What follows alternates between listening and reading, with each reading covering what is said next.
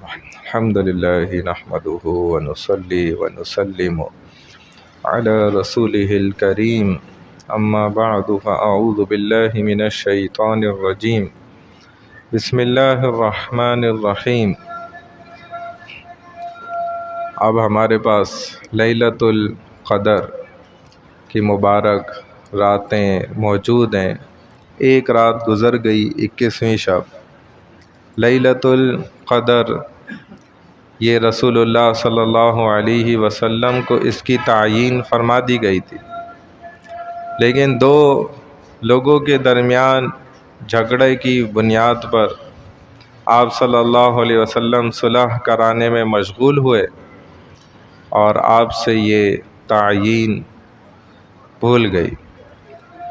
چنانچہ لیلۃ القدر کے متعلق اب حضور صلی اللہ علیہ وسلم فرماتے ہیں کہ ان آخری 10 راتوں میں اس کو تلاش کیا جائے، اور اصل مقصد تو یہی ہے کہ ان راتوں کو اور ان ساعتوں کو مسلمان بندہ ضائع نہ کرے، اپنے رب کی عبادت میں ان میں مشغول ہو جائے، تو وہ ان راتوں کو ضرور بے ضرور حاصل کرے گا۔ سب سے بہتر اور افضل طریقہ یہی ہے کہ مسجد میں آ کر ڈیرا ڈال لے۔ ایک عام بندہ بھی جو اپنے کاروبار اور دکان اور اپنی نوکری سے دن بھر میں فارغ ہو کر آ گیا، رات میں مسجد میں ڈیرا لگائے، مغرب سے ہی رک جائے تو زیادہ افضل ہے، ورنہ کم از کم عشاء سے رک جائے اور فجر تک رکا رہے، تو انشاءاللہ امید ہے کہ اس ٹھہرنے والے کو بھی ضرور بے ضرور یہ رات کی مبارک رات کی ساعتیں، جو برکتیں رحمتیں ان ساعتوں کی، وہ حاصل ہو جائیں گی۔ چنانچہ اس کو پانے کا یہ بہترین طریقہ ہے، اور نبی کریم صلی اللہ علیہ وسلم نے کبھی اس رات کو ضائع نہیں فرمایا، ہمیشہ حاصل کیا، چونکہ آپ نے آخر زندگی تک، ہم عائشہ رضی اللہ تعالیٰ عنہ فرماتی ہیں کہ آپ نے اعتکاف کیا اور آخر زندگی تک اعتکاف کرے، ابتدا میں تو پورا مہینہ کرتے تھے۔ تو لیلۃ القدر بھائی ڈھونڈنے والی رات ہے، یہ خود نہیں مل جائے گی کہ جی بس میں انتظار میں ہوں، منتظر ہوں کہ مجھے خود آ کر حاصل ہو جائے گی۔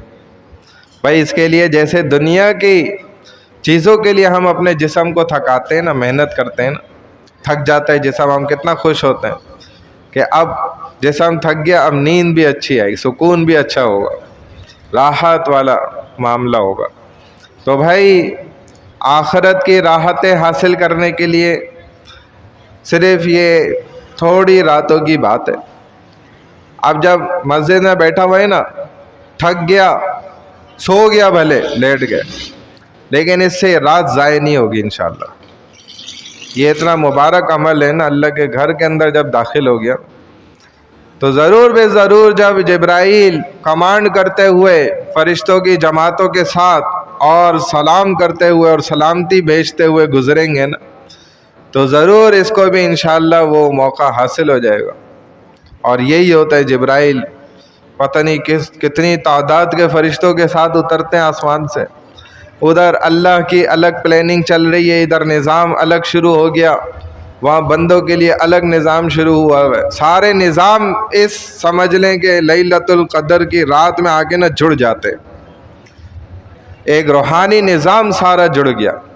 اور یہ بندہ اس وقت اگر کسی بھی عبادت میں مشغول ہے، دنیاوی کام کے اندر نہیں، بعض دنیا کے بھی کام ایسے ہیں، کسی بندے کے کام میں لگا ہوا ہے، یہ بھی تو عبادت ہو گیا، بتائیں اس سے بڑی عبادت ہے؟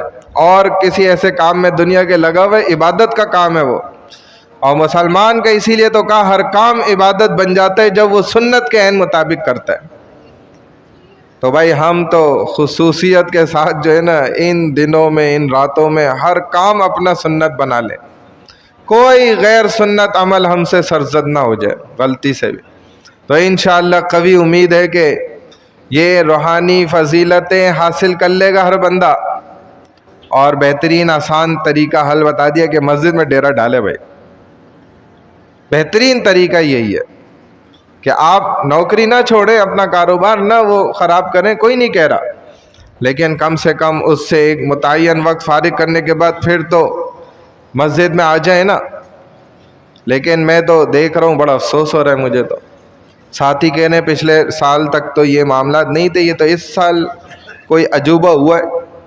یا تو اس رمضان میں جس طریقے سے ہم نے ماشاءاللہ کئی ساری چیزیں دیکھ لی نا، جنگ بھی دیکھ لی اور ملکوں کا ٹوٹنا، حالات کا بگڑنا اور میزائلوں کا گرنا اور پتہ نہیں کیا کیا چیزیں، پیٹرول کا اور جو ہے نا مادی چیزوں کا جو ہے نا ایسی قیمتوں کا بڑھنا اور پتہ نہیں کیا کیا دیکھ لیا، اللہ معاف کرے.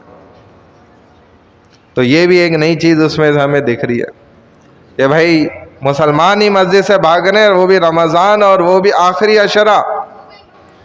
تو یہ تو بڑا افسوس ہو رہا ہے، بہت حیرانگی ہو رہی ہے. اور نوجوانوں کا تو پتہ ہی کوئی نہیں ہے، وہ پتہ نہیں پیچھے سے آتے ہیں نکل جاتے ہیں. یہ میں رونا اسی لیے کھل کر رو رہا ہوں کہ تاکہ آپ تک بات پہنچ جائے اور آپ آگے بات پہنچائیں. یہ بڑا المیہ عجیب سی چیز نظر آ رہی ہے. تو بھائی ایسا نہیں کرنا ہے، اللہ کو راضی کرنا ہے، ہمیں نہیں کرنا ہے، اللہ کو خوش کرنا ہے. یہ تو بخشش کے جو ہے نا سارے راستے رب نے کھولے ہوئے. اور اس وقت اگر ہم ایسا کریں گے نا، خدا نخواستہ روح گردانی کریں گے، تو ہم بڑے پھنس گئے بھائی. پھر ہمارے بچنے کا اور کون سا راستہ رہ گیا؟ یہ اتنا زبردست راستہ اس وقت کھلا ہوا ہے اپنی بخشش کرانے کا. تو اس وقت تو ہم بھائی اپنے رب کو راضی کر لیں، کسی بھی حال نہ ہم اپنا ایک سیکنڈ ضائع نہ کریں. سنت اعمال پہ عمل کریں اور مسجد کے اندر ڈیرا ڈالیں. اپنے کام کاج کے بعد نا وقت فارغ کر کے مسجد میں جڑ جائیں، اعمال کریں بھرپور انداز میں.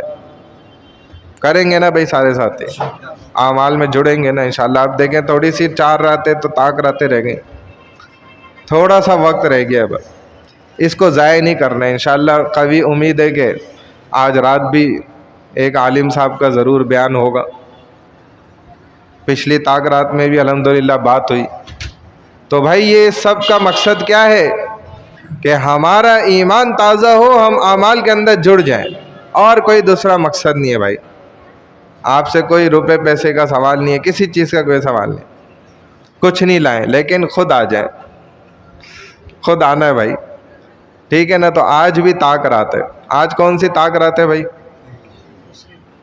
دوسری طاق رات ہے، یعنی کہ 23ویں طاق رات.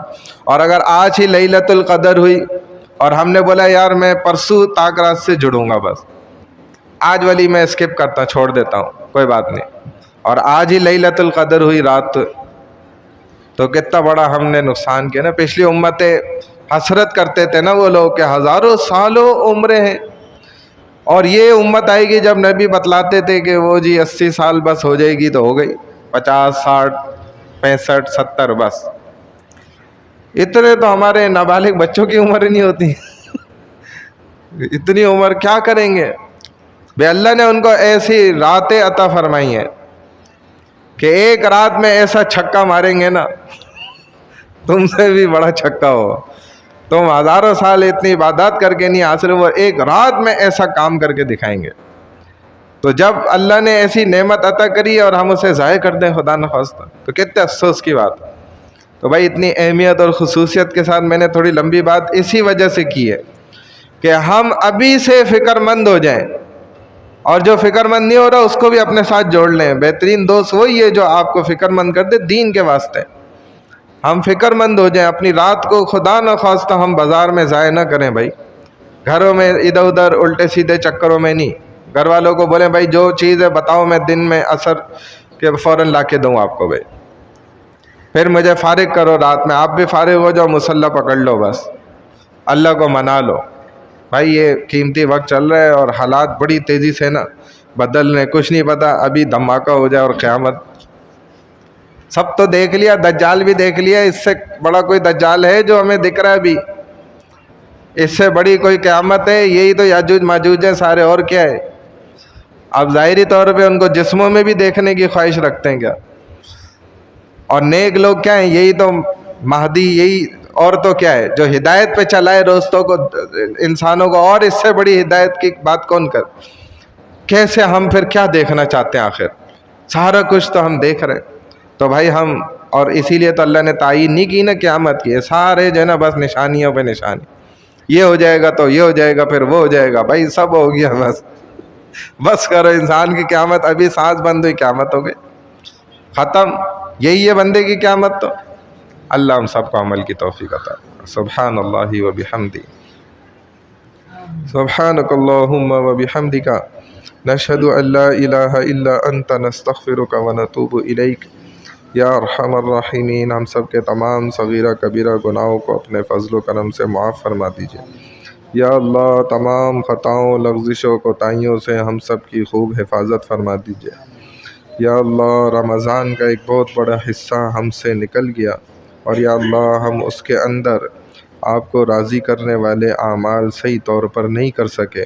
یا اللہ ہم سے جرم عظیم سرزد ہو گیا، یا اللہ اس پر ہم سب کو معاف فرما دیجئے۔ یا اللہ ہمارے گھر والوں کو بھی معاف فرما دیجئے، تمام یا اللہ مسلمانوں کو معاف فرما دیجئے۔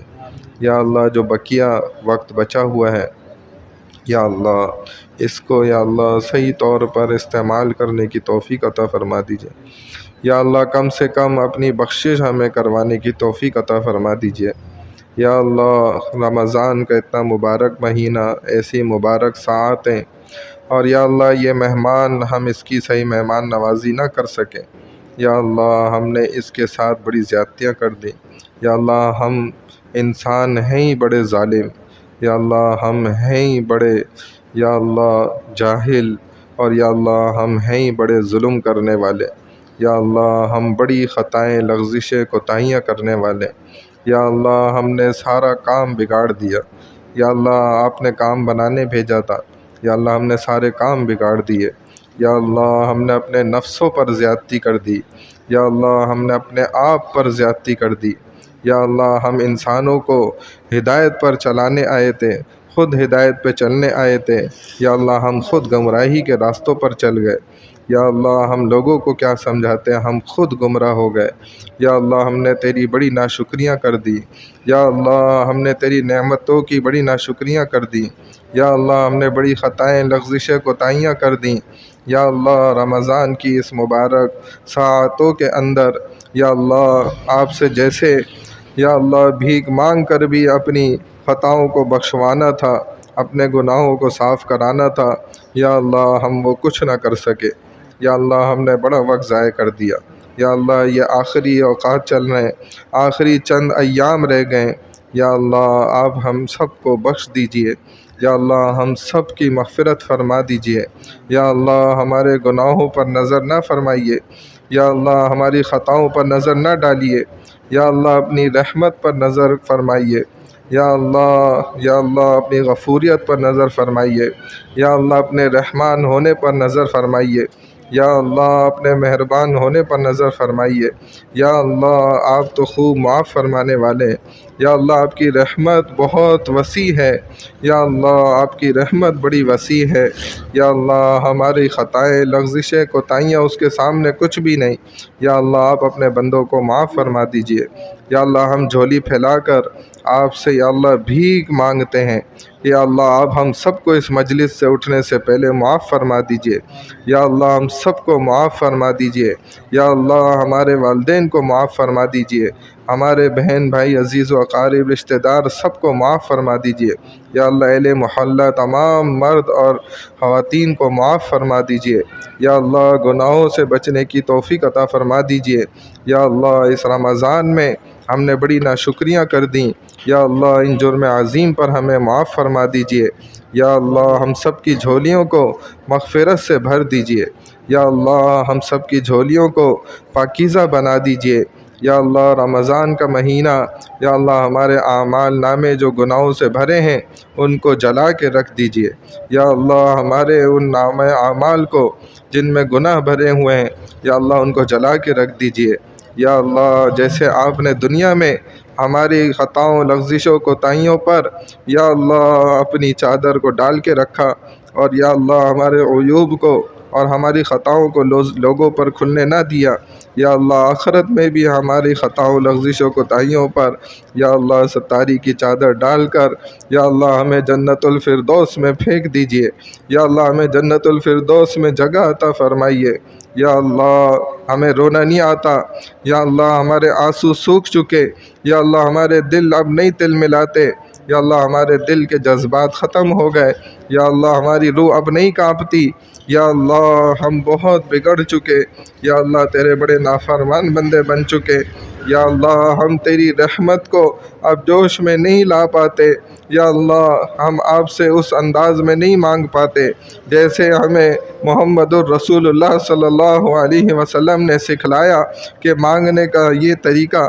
یا اللہ ہم منگتے بھی صحیح نہیں، یا اللہ ہم منگتے بھی صحیح نہیں، یا اللہ ہم مانگنا بھی ہمیں نہیں آتا، یا اللہ ہم نے کسی سے مانگنا سیکھا بھی نہیں، یا اللہ ہماری آنکھیں سوکھ چکی، یا اللہ ان میں آنسو اب جاری نہیں ہوتے، یا اللہ ہمارے دل مضبوط ہو گئے، پتھر بن گئے، یا اللہ ہمارے دل اب موم نہیں ہوتے، یا اللہ آپ کے کن صفاتی ناموں سے اور آپ کے ذاتی نام سے کس انداز سے یا اللہ آپ سے مانگا جائے، یا اللہ ہمیں مانگنے کا بالکل طریقہ نہیں آتا، یا اللہ ہم بس مانگنے کی شکل و صورت بنا رہے ہیں، رونے کی شکل بنا رہے ہیں، یا اللہ ان ٹوٹے پھوٹے الفاظوں سے جو ہمیں آتے ہیں ہم ان الفاظوں سے آپ سے بھیک مانگ رہے ہیں، یا اللہ اب ہم سب کو بخش دیجئے، یا اللہ ہم سب کی یا اللہ توبہ، یا اللہ ہم سب کی آپ کی بارگاہ میں توبہ، یا اللہ ہم سب کی آپ کی بارگاہ میں توبہ، یا اللہ میری خود کی توبہ،